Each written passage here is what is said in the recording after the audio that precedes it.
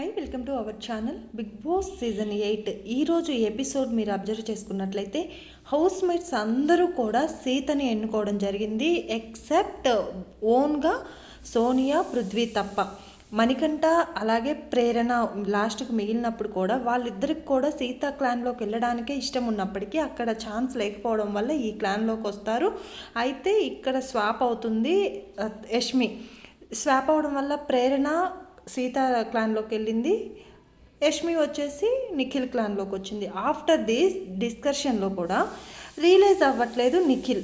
ఇక్కడ పాయింట్ వాళ్ళు house mates అందరు క్లియర్ చేసింది ఏంటి, మీరు గేమ్ సరిగ్గా ఆడట్లే, మీ ముగ్గురే ఉంటున్నారు, ముగ్గురితే ఏదైనా ఉంది అన్న పాయింట్ ప్రూవ్ చేయడం కోసం చేస్తే వాళ్ళు ముగ్గురు మళ్ళీ డిస్కషన్ చేస్తూ మన టీంలో ఉన్న వీళ్ళు కూడా మన మీద స్పైనే చేస్తారు. అదేవిధంగా యష్మి నన్ను ఎవరు రాంగ్ ఎవరు నెగిటివ్ అని ప్రూవ్ చేయడానికి అలా వాళ్ళ దాంట్లోకి వెళ్ళి ఫస్ట్, తర్వాత మన దాంట్లోకి వచ్చింది.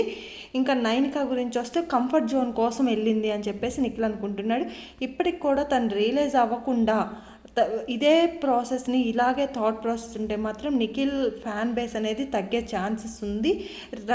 అసలు విన్నర్ రేస్లోనే ఉండట్లేదు, ఇప్పటికే చాలా వరకు తగ్గింది. వాళ్ళ ముగ్గురే ఉంటున్నారని హౌస్ మేట్స్ క్లియర్గా ప్రూవ్ చేశారు ఈ ఎపిసోడ్తో.